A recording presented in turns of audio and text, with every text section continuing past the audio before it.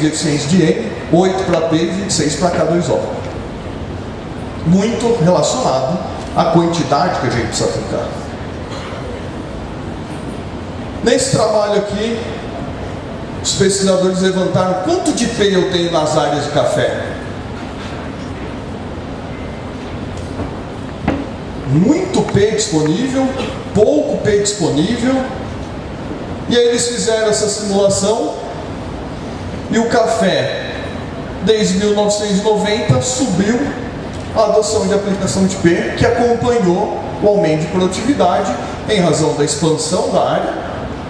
E aí eu preciso implantar o fósforo, quantidades grandes de fósforo em razão de preparo de solo, construção de perfil de raiz.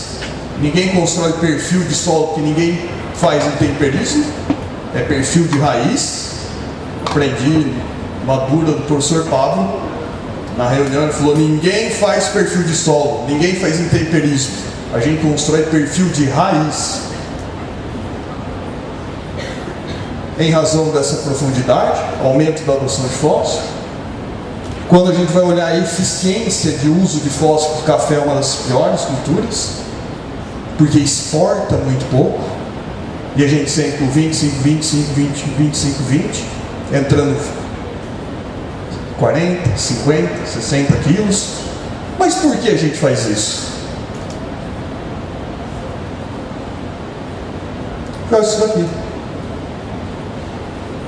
Mas tem fósforo, eu ando em muita lavoura, e a deficiência?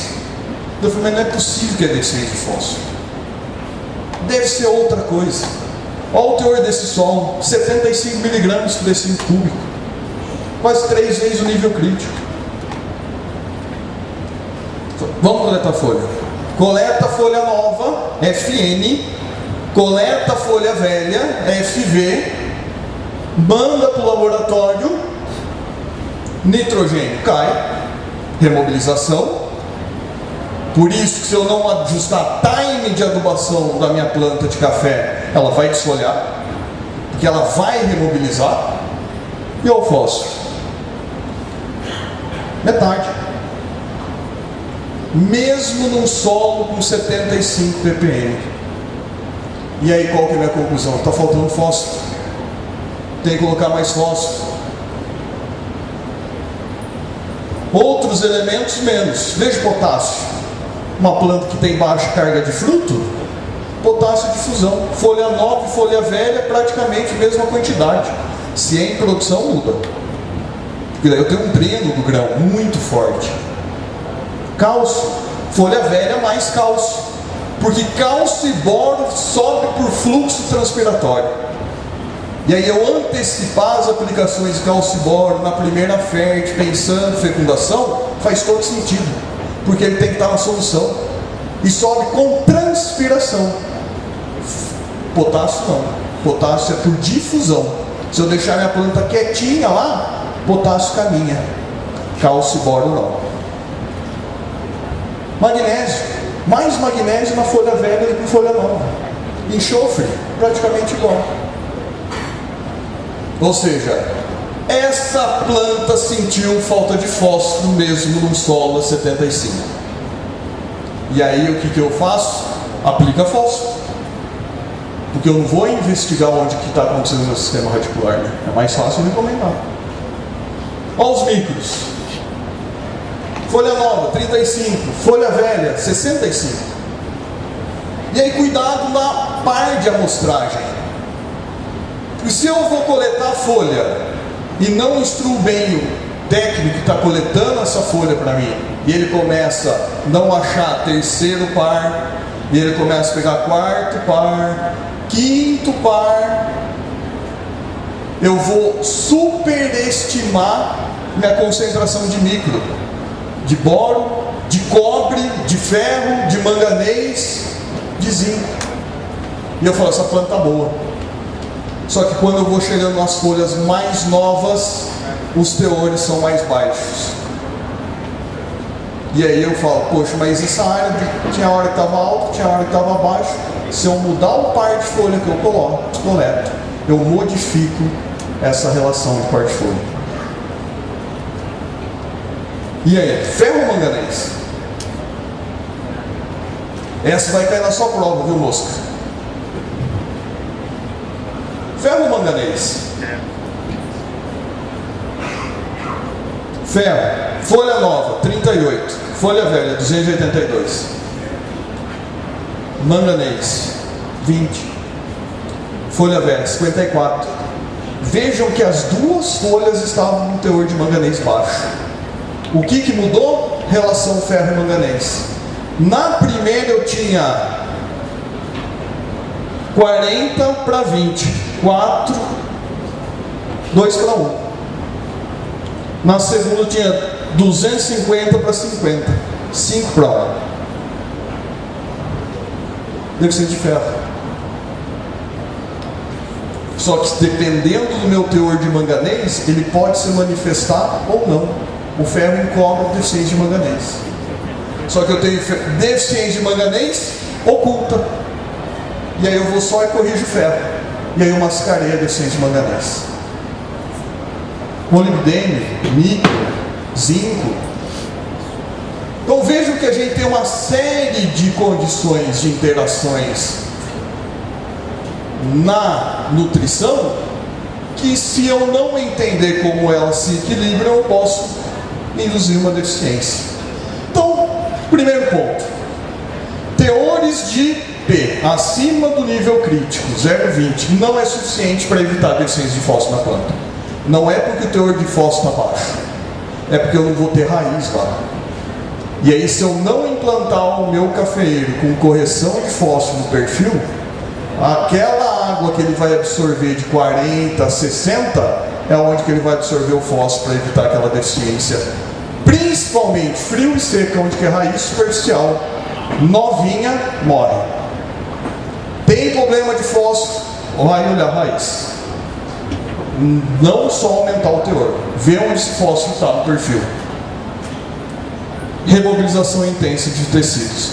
Teor elevado em folha velha não significa que a folha nova que vai sair vai ser atendida. Ficou lá, guardou lá, ninguém tira. E aí eu preciso trabalhar frequência para evitar com que esses distúrbios ocorram e eu tenho uma redução. E eu tenho uma série de outros fatores. Clima, baixa temperatura, alta temperatura, radiação, alagamento, seca, muda a dinâmica de absorção. Solo, compactação.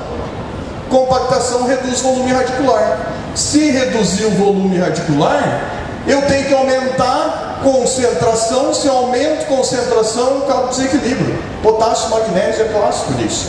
Não só ele.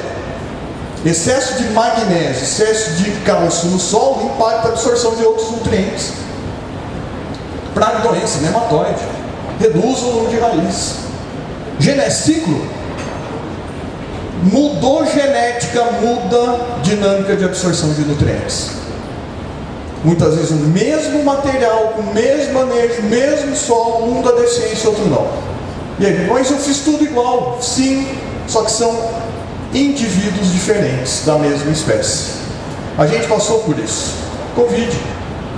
Teve gente que não aconteceu nada, teve gente que faleceu, mesmo vírus, Homo sapiens. Mesma espécie. Então eu tenho variabilidade, essa variabilidade impacta na absorção, porque eu tenho uma absorção seletiva. Eu tenho uma série de transportadores que regulam. E manejo defensivo, calagem, gessagem, fosfatagem, está aqui, ó. Temperatura. Solo esfriou, raiz diminui respiração. Se diminui a respiração, produz menos ATP. Fósforo tem que migrar com uma gradiente de concentração. Se não tiver respirando, não tem açúcar, não absorve fósforo. Só porque eu abaixei a temperatura. Água. E aí eu não estou falando nem de déficit hídrico. O pessoal de irrigação sabe que o potencial mátrico de menos 0,3 megapascal tem muita água ainda nesse solo. Só que o que aconteceu com o fluxo de fósforo subindo nessa planta? Caiu 490 vezes no mesmo teor no solo. simplesmente porque diminuiu a disponibilidade de água. E a planta nem está murcha ainda.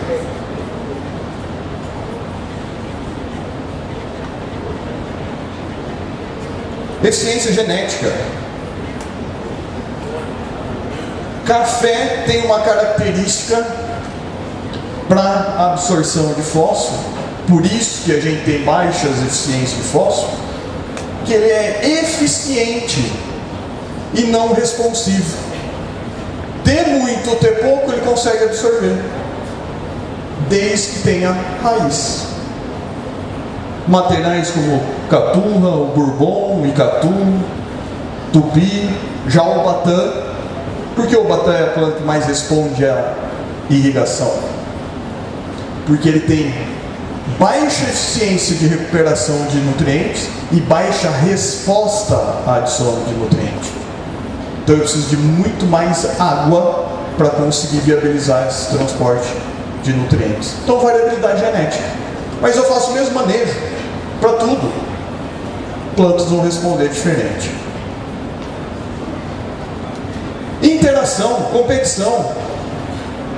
Gesso, sulfato e molibdato são primo irmão, gêmeos, só que um tem M, o outro tem S. No transportador lá na raiz, eles entram pelo mesmo canal. Se eu tenho excesso de sulfato, porque eu entendi que eu preciso de cálcio, preciso descer, construir perfil de raiz no solo, tem que indisponibilizar alumínio, que afeta o crescimento de raiz, eu aumento meu teor de enxofre, molibdênio fica para trás. E aí minha planta para de responder à aplicação de nitrogênio, porque eu não tenho o processo fisiológico da assimilação funcionando, porque ela está com baixo teor de molibdênio. E aí ela começa a ficar amarela, o que eu faço? Mais nitrogênio. Mais nitrogênio, a planta amarela. E o molibdênio? Sem molibdênio não tem assimilação de nitrogênio. Interação. A gente falou bastante de fósforo, de magnésio, potássio, magnésio, potássio. Esse é o trabalho do Georges, aluno meu de IC. Tá bom. Então eu aumentar o teor de magnésio na solução do solo, ele vai aumentar o desenvolvimento de planta? E aí, como bom agrônomo, a planta respondeu pra gente como? Depende. Depende do que? Do teor de potássio. De fato, quando eu tenho altos teores de potássio, eu tenho um incremento de biomassa de raiz, porque eu aumentei o teor de magnésio. E quando meu potássio está baixo? Tanto faz, tanto fez. Aumentar ou abaixar magnésio, potássio baixo. Não responde. Mas eu posso aumentar infinitamente o teor de magnésio? Não. Porque quando eu aumento muito meu teor de magnésio, reduz o crescimento de raiz, porque magnésio afeta a absorção de manganês. Ah, mas professor, desse jeito é difícil. Corrige um, descobre o outro. É exatamente assim. Nutrição é cobertor curto. E aí eu tenho que medir certinho para não passar frio. Excesso de magnésio prejudica a absorção de manganês. E aí eu tenho que dar um jeito de manganês, porque manganês é importante, uma série de processos de resposta dentro da planta. Só manganês? Não. Cálcio. Cálcio compete com zinco. Aumento do teor de cálcio no solo reduz a absorção de zinco. E essas interações elas precisam ser minimizadas ao longo. Qual planta, qual folha está melhor nutrida?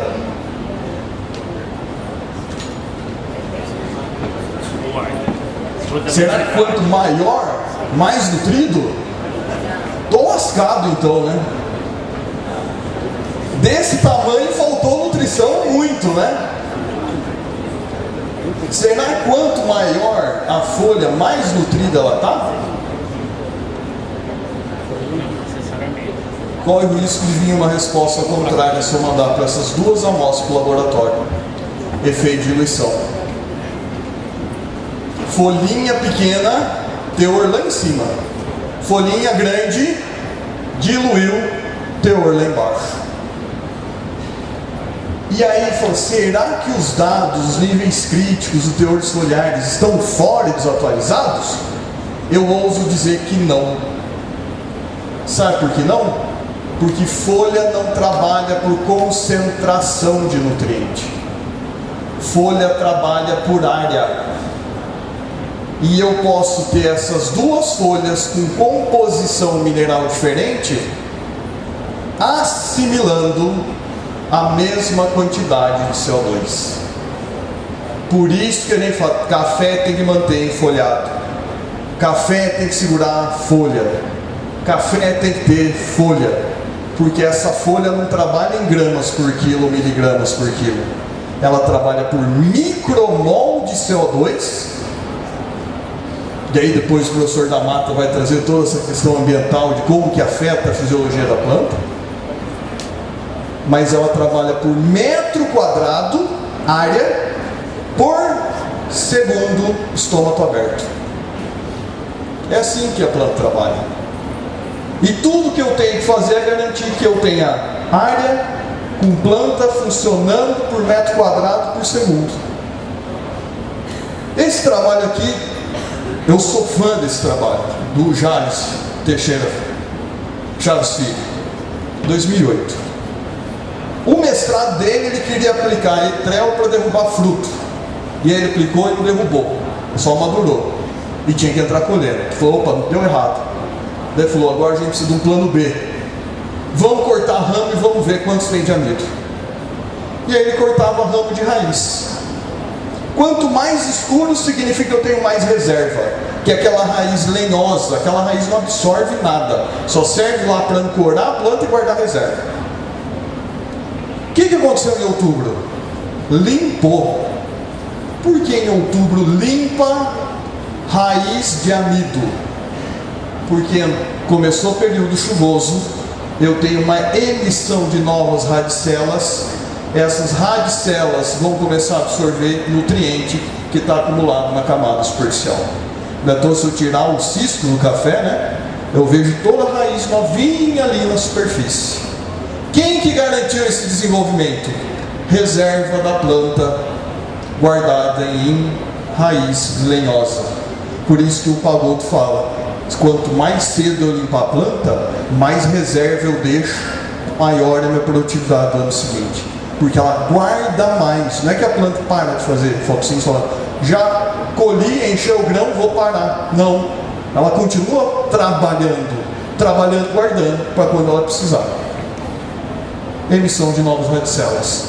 Não recuperei, não estabeleci a planta, só que reserva guardada vai ser degradada.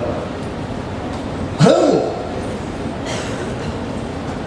Café que vegeta muito, tem ramo fino, guarda pouco carboidrato. E aí eu vou ter menos nós, menos frutos por nós, porque o raminho está fininho. De novo, ó, chegou maturação, granação, o que aconteceu com o ramo? Limpou. E esse carboidrato que estava no ramo? Foi tudo com o grão, granação. Maturação enche. Ó, junho, julho, setembro, escureceu.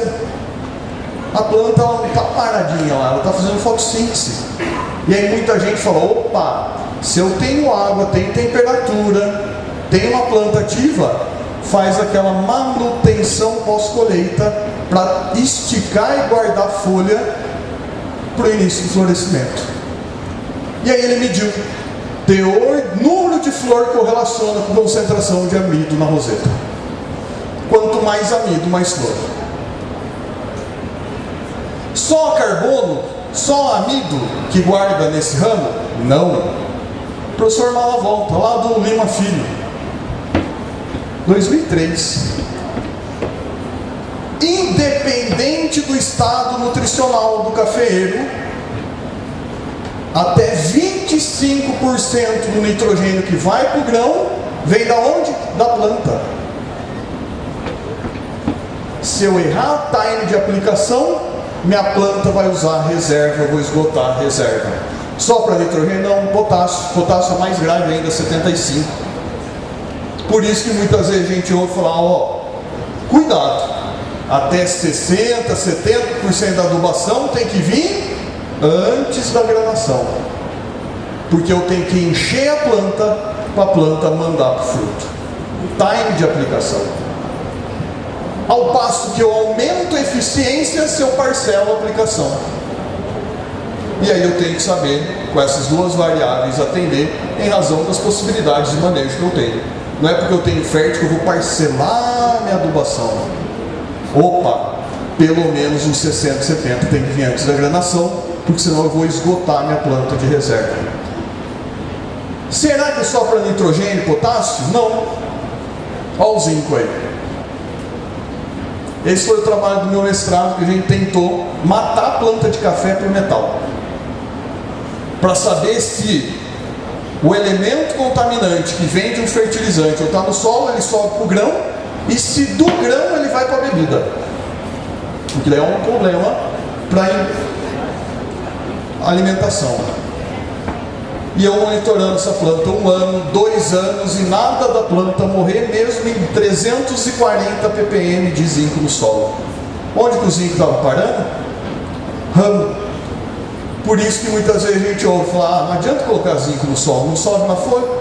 Não sobe mesmo. Ele para primeiro onde? No ramo. E depois do segundo fluxo vegetativo, ele sai do ramo e vai para a folha. Então, limitação de zinco eu tenho que trabalhar em duas frentes: solo, folha, porque enquanto ele não subir na folha, eu estou colocando na folha para que ele entre. E o café é uma reserva de nutrientes, e eu preciso usar essa reserva para aumentar a eficiência. Então eu tenho N, eu tenho P, eu tenho K, tenho boro, zinco acumulado. Então, estrutura de planta, diâmetro de caule, diâmetro de ramo, são parâmetros que ajudam a construir uma planta bem nutricionalmente, porque ela vai servir de armazenamento desses nutrientes e esses carboidratos. Então, estrutura, diâmetro é reserva, e o nutriente ele tem que ir solo, planta, reserva, fruto. Quem aduba o fruto é a planta. Tem que lembrar disso. Principalmente anos de carga alta, que minha exigência é muito alta, eu vou esgotar a planta, e isso depois vai causar até morte de ramo, se não tiver o nutriente armazenado nesse ramo. E a quantidade, quanto? E o momento, quando há oportunidade para minimizar os fatores que interferem na absorção dos nutrientes, e isso abre espaço para eu trabalhar nutrição preventiva. Por que nutrição preventiva? Por causa disso daqui. Recuperar uma folha com deficiência de nutrientes, ela não fica igual a planta que não passou pela deficiência. É aí que está o nosso desafio de trabalhar a nutrição. Porque se eu for a campo, encontrar a deficiência, mandar para o laboratório, vir o resultado e eu corrigir, perdi. Agora, qual talhão tem a possibilidade de ter uma limitação para que eu atue isso preventivamente para que ele não apresente a deficiência? Aí eu preciso ser engenheiro, porque eu preciso analisar cenário solo, clima, planta, manejo, para identificar essas limitações. Ah, mas eu corrigi, ficou amarelo. Ficou igual o verdinho? Não. Muito pior do que se eu não tivesse feito nada, que é o vermelho. Mesma coisa para micro, ferro. Ah, teve deficiência? Teve, corrigi. Ficou igual a planta que não passou pela deficiência? Não. E aí é onde que a gente vai perdendo produtividade. E principalmente porque planta com limitação, ela muda a morfologia. O André trouxe algumas imagens de boro, mostrando o efeito de boro modificando flor. Esse trabalho aqui da Dinamarca, do Soren, ele fala, tá, todo nutriente é igual? Não, tem diferença. Na deficiência de fósforo, o que acontece com a cutícula? Espessa.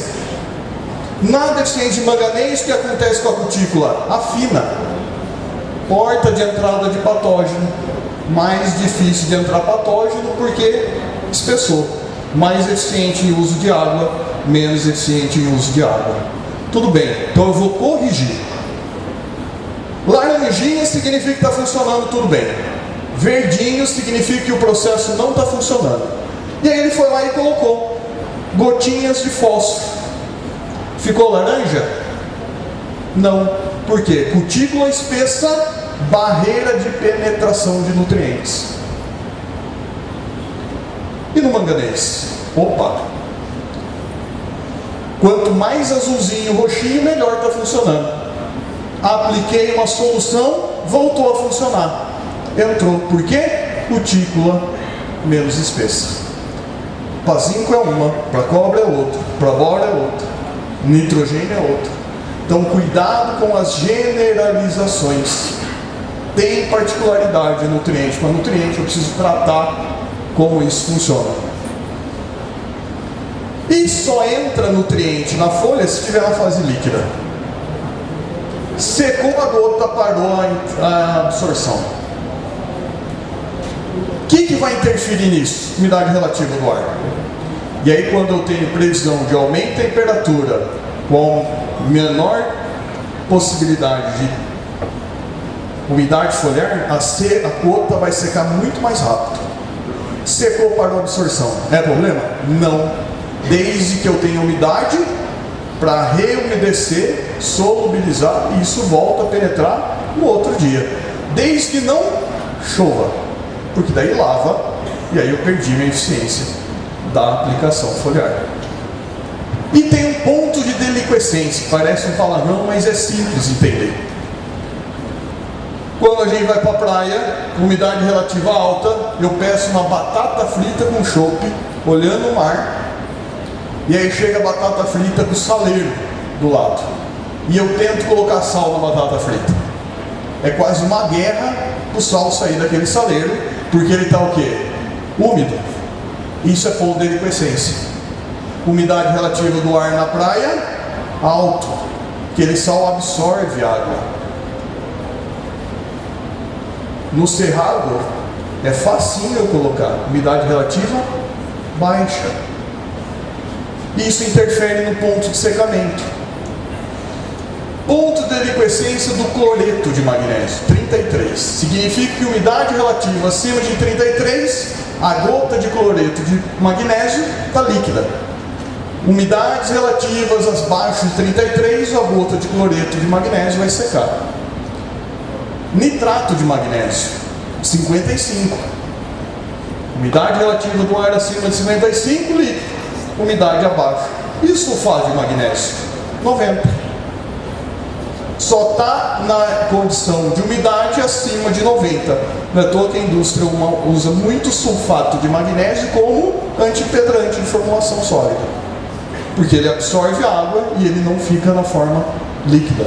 Tá, mas o Tom Mescher, lá da Alemanha, ele mediu. O que isso significa em absorção? 17% do magnésio absorvido na forma de sulfato, nitrato, cloreto, 76. Ah, mas eu apliquei 150 gramas de magnésio por hectare.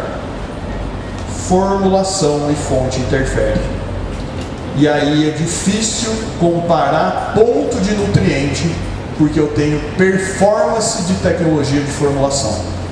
Mas qual que é melhor? Depende. Eu preciso avaliar. Porque o segredo não está no cloreto de magnésio, nem no nitrato de magnésio, nem no sulfato de magnésio. Está no que eu adiciono lá dentro da formulação. Esse é o segredo. E cada empresa tem o seu segredo e tem que desenvolver e mostrar esses diferenciais. Mas eu tenho que saber o seguinte, que tem diferença entre fonte e tecnologia de formulação. Isso tem. Tá, mas o que é nutrir? Nutrir eu posso ver quanto que você quer produzir de café, quanto que extrai, quanto exporta, quanto tem no solo. Eu faço a conta, você tem que colocar 150, 200, 250 kg de N, 250 kg de potássio, coloco 20 kg de IP. Atendi sua alimentação? Atendi. Agora, eu posso fazer uma alimentação para promover. Se eu sei que eu vou correr uma maratona em Piracicaba, na Rua do Porto, subir a Centenário, eu não vou comer uma feijoada um dia antes. Eu tenho que fazer uma alimentação em razão do desgaste fisiológico que eu vou ter. E aí eu tenho que ver qual que é o meu processo fisiológico. Ou segunda-feira é dia do ovo frito e da salada. Por quê? O que eu faço no domingo? Churrasco, chopp, churrasco, chopp. Chega na segunda e fala, o ovo frito hoje vai bem. Uma saladinha com suco. O que você está fazendo com o seu metabolismo? Tira o pé. Significa que você comeu menos? Não. Você mudou o tipo do alimento, a forma como você está disponibilizando ele, para impactar um processo para rejuvenescer, regenerar uma etapa. Então eu gosto muito dessa definição.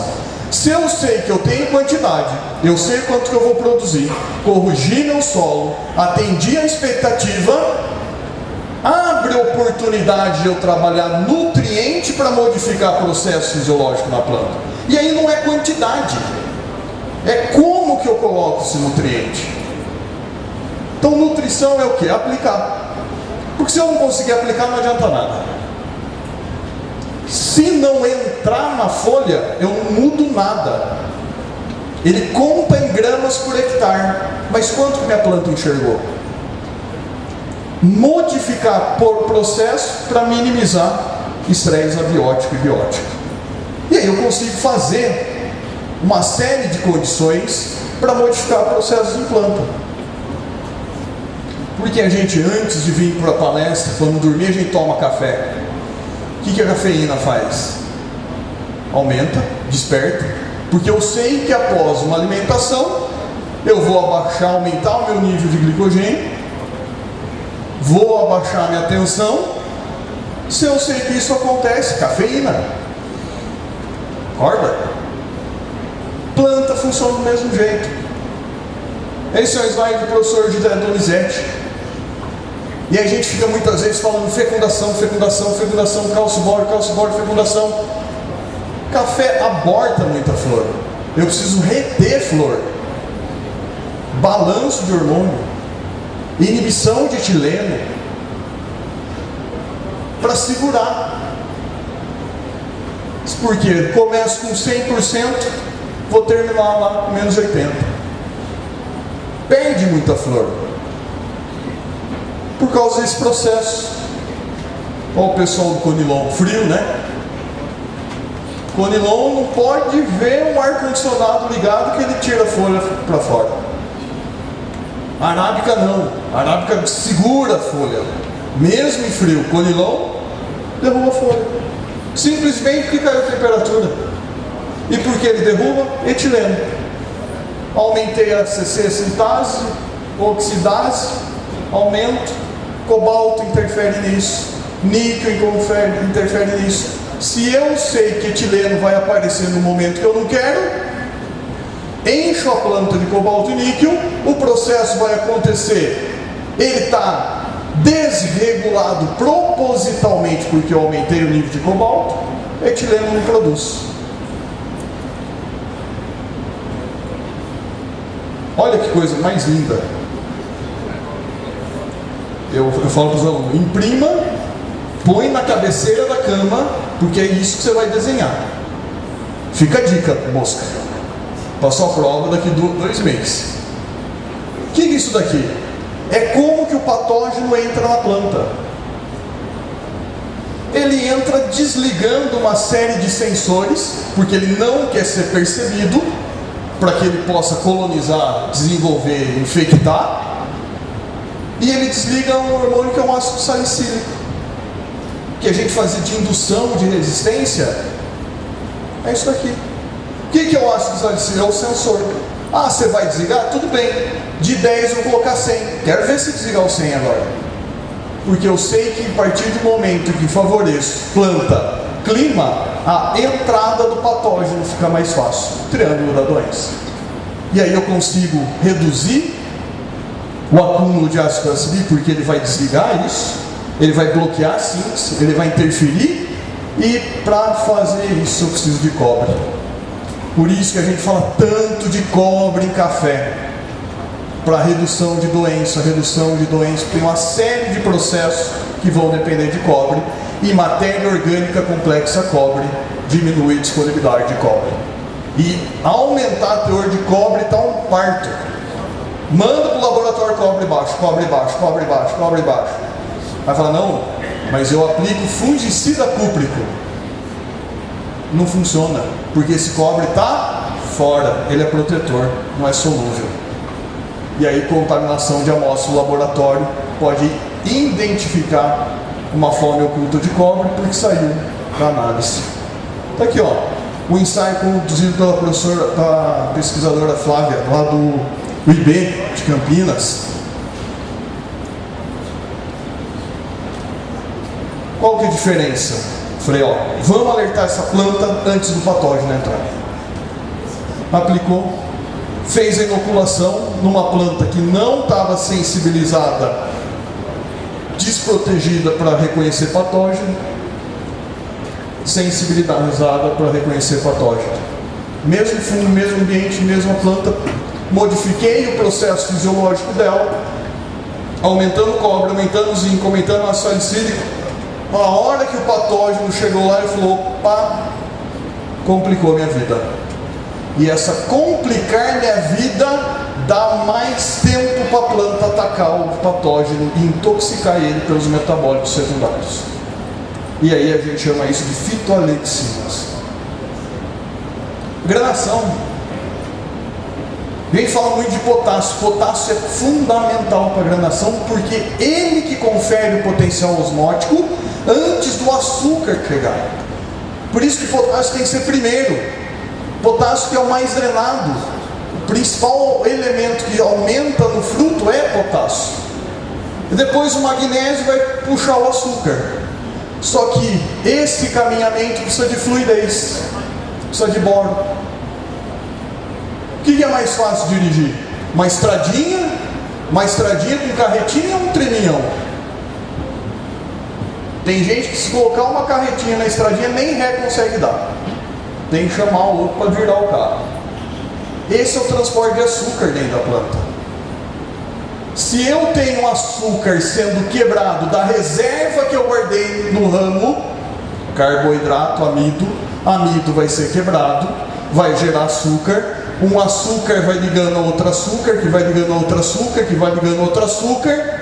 Eu posso ter estaquiose, verbascose. É tudo açúcar, só que grandão. E aí quando eu tenho uma molécula grande para transportar, se ela não tiver fluidez, entope. E esse entupimento por açúcar a gente chama de calose.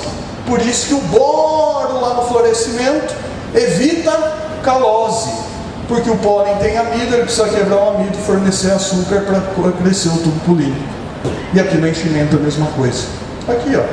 1 açúcar, 2 açúcar, 3 açúcar, 4 açúcar. O que é mais fácil transportar? Isso daqui ou toda essa molécula? Fluidez. Principalmente quando falta água. Porque daí as coisas se aproximam mais e essas reações ficam mais acentuadas. Uniformidade de maturação. Não tem o que fazer. Aliás, a gente quer uma coisa e a planta quer outra. A planta, quanto mais número de floradas ela tiver, excelente para ela. Poxa, ó, tenho parcelado para trabalhar, para encher. Só que a gente não quer. A gente quer uma florada concentrada única, que facilita meu manejo. Só que eu não combino isso com ela. Ela quer uma coisa e eu quero outra. Só que daí eu tenho como atrasar a maturação para tentar chegar tudo junto e eu ganhar aumento do teor de cereja. Identificar o estágio fenológico compreende o processo fisiológico que está atuando naquele momento. Por isso que fenologia é importante. Que fase que está? Qual que é o desenvolvimento? Se eu sei a fenologia, eu sei que processo está trabalhando por trás. Se eu conheço fisiologia, eu sei quais os nutrientes que precisam ter para o processo funcionar. Se eu sei quais são os nutrientes, eu garanto que eles estejam lá, para que não seja limitante. E aí eu consigo maximizar a produtividade. Perder menos, Hoje a agricultura não é de ganhar mais, é de perder menos. Quem perde menos?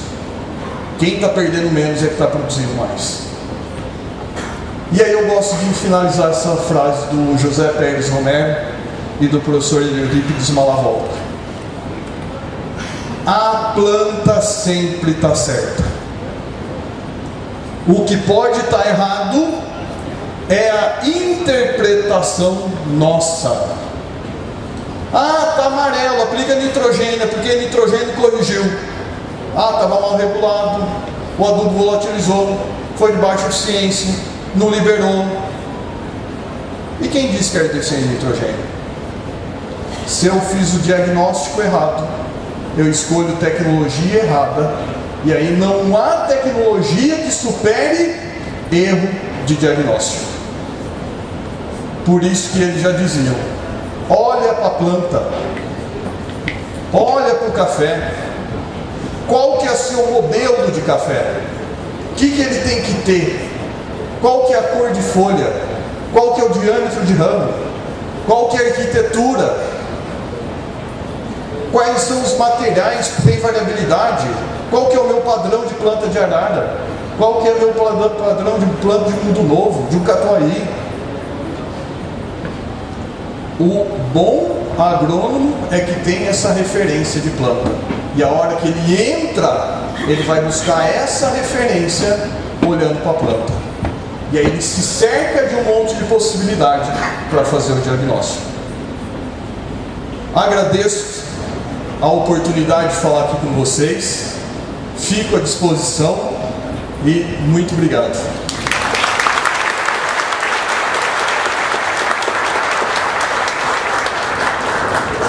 Nós estamos um pouquinho adiantados, mas a gente não pode perder a oportunidade daí de umas 2, 3 perguntas. Primeiro é o Guilherme aqui. Parabéns, Tesoto, pela apresentação. Tesoto, eu queria que você comentasse, você falou um pouco da manutenção das doses em determinadas fases, que é mais importante, e olhar os processos como um todo, como o ambiente, né, o clima, enfim, o manejo. Queria que você comentasse a respeito do que pode ser prejudicado quando eu não acerto o time de adubação nitrogenada, o que isso pode causar na granação, porque muitas das vezes a gente vê lavouras bem folhadas, com nitrogênio sendo aplicado bem tardiamente, próximo à maturação, mas lá do rendimento esse grão não dá peso. O que isso pode impactar nesse caso? E segunda coisa, essa retardação da adubação nitrogenada poderia impactar em algum complexo hormonal, porque a gente sabe que giberelina e citocilina agem em cima de invertase extracelular na quebra do açúcar dentro do grão. Obrigado.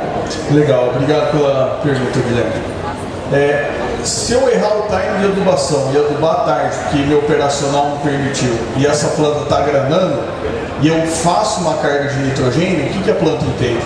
Opa, posso vegetar. E aí, em vez de eu concentrar o fluxo de carboidrato no meu grão, eu começo a ter um outro dreno que não era forte, passa a ser forte, que é crescimento de ramo. E aí o que acontece? Ele começa a penalizar a peneira. Peneira não, massa, peso de grão. E aí eu tenho 2 momentos de definição de parâmetros. Um é fruto por nó, o outro é tamanho. E aí é potássio e água, porque ele dá a expansão. E para expandir precisa em potássio entrar, porque é ele que vai conferir o primeiro potencial, abaixar o potencial para que a água entre. Ok, tenho peneira, tenho volume, depois eu preciso encher. Se eu atraso minha adubação de potássio, o que eu posso esperar? Peneira menor. Se eu atraso minha adubação de nitrogênio e desloco ela para uma fase que o café está granando, eu posso esperar peso menor, porque daí eu vou competir por carboidrato.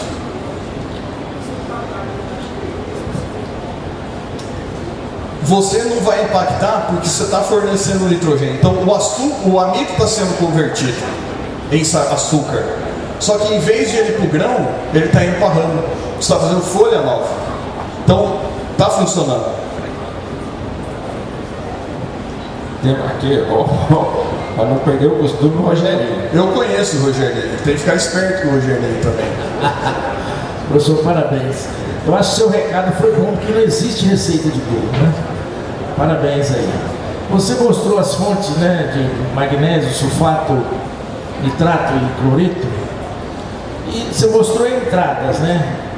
E a eficiência de produção aumentou com fontes diferentes ou só foi a disponibilidade? Como é que ficou isso? Naquele trabalho, eles fizeram só o quanto que entra. Então, eles não mediram depois produtividade. O que eles fizeram? Eles pegaram a folha e aplicaram 100 ppm de magnésio em diferentes fontes. Todo mundo recebeu 100. E aí eles foram ver quanto magnésio tinha entrado lá dentro. Então, o que geralmente a gente faz, assim, para fazer uma adubação eu preciso aplicar 500 gramas disso por hectare, 200 gramas disso por hectare, planejo minha aplicação, solto a pulverização, falo, fiz minha recomendação, tá tudo lá, ok. Só que eu voltei para a planta perguntar e falei, e aí? Você enxergou? E aí corre o risco, por exemplo, de áreas que muitas vezes a gente está rodando as áreas e o professor, meu soro de zinco está tudo alto. 80, 90, 100. Só que é a minha planta travada, internode curto, folha lanceolada. Ele falou, mas que fonte? É a mesma coisa eu colocar o fungicida cúprico e vinha na análise de teor de cobre elevado e falar, essa planta bem nutrida de cobre, não precisa esquece do cobre. Então esses desafios, e aí o que é? Produtividade. Quando a gente fala de pragas e doença é fácil, matou ou não matou, controlou ou não controlou, lesão. E fome oculta de nutriente que eu não vejo, o teor está baixo, o processo está impactado, e eu passo na lavoura e falo, aqui não tem problema nenhum, deu certo. Então, para a gente avaliar tudo isso, só tem um jeito. Como que eu sei que uma aplicação nutricional funcionou para mim? Planta mudou cor? Planta mudou brilho? Planta cresceu ramo? Significa que ela enxergou o nutriente. Ela mostra. Ela mostra. Existe produto comercial para retardar a maturação, a produção de etileno? Tem. Você consegue inibir o pico de produção de etileno. Então, existem várias estratégias em café que você consegue usar, monitorando o grão, mudando de verde para verde cana, porque é o time. Porque se eu aplico ele verde, o meu gene do etileno está ligado. Aí minha planta fala, obrigado de aplicar cobalto, obrigado de aplicar níquel, eu não vou precisar disso, guarda. E aí o etileno liga, a planta fala, beleza. O teor total na folha mostra que tem, mas não está no citossol, não está no cloroplasto, não está na mitocôndria, no que vai ser feito o processo. Por isso que eu tenho que acertar time. Então, time é mais importante do que quantidade. Se eu aplicar no grão que já está transformando ele para cereja, o etileno já fez a função dele. E aí eu não consigo fazer nada. Então, em café a gente tem duas estratégias de trabalhar a maturação. Eu tentar segurar quem está na frente para esperar que a turma que ficou para trás chegue junto, ou eu falo, gente, vamos sair todo mundo correndo. Aí eu aplico um análogo hormonal, porque o que eu aplico não é etileno, é um análogo a etileno, e a planta entende que é etileno sem ela estar produzindo etileno, que são os maturadores. E aí ele funciona. Professor, bom dia, boa tarde, né? Já almocei. Meu nome é Humberto, sou engenheiro agrônomo, sou produtor rural e vou sair daqui com diversos questionamentos, porque quem vive a cafeicultura é um desafio muito grande colocar tudo isso funcionar ao mesmo tempo e não gerar toxidez ou antagonismo. O senhor acredita que nós conseguimos fazer um mix de adubação solúvel, solúvel na fértil, organomineral, liberação lenta, pó de rocha, remineralizadores de solo, poderia minimizar esse fornecimento de nutrientes tão complexo, como o senhor acabou de apresentar? Quando a gente coloca essa salada, né, de todas as opções de tecnologias que a gente tem, muitas vezes eu estou alterando o pico de disponibilidade. O que a gente tem que entender é que a planta de café é um aliado da gente guardar tudo. Então eu antecipar as adubações com fontes que não percam, colocar formulações e liberações mais graduais, desde que ela libere tudo até 70%. Então a gente fala, mas eu troquei um fertilizante de liberação gradual, um organo mineral, minha planta ficou amarela. Significa que a demanda da minha planta, que já vinha esgotada e eu não sabia, porque eu não mostra, ela precisou de absorver o nutriente concentrado em 70% até o início da granação, e aquela fonte que eu coloquei não liberou até tudo aí. Se eu venho com uma planta mais resiliente, mais confortável, que tem uma produtividade menor, que essa liberação ela acumula mais nutriente, e eu passo desse período de liberação, eu não vejo problema na planta. E aí eu tenho que entender não só que organo mineral ou que liberação gradual eu estou usando, mas quando que ele vai me entregar essa quantidade de nutriente. Porque se eu coloco ele muito lá na frente, vai faltar. Então essas estratégias, elas ajudam porque elas tamponam concentração.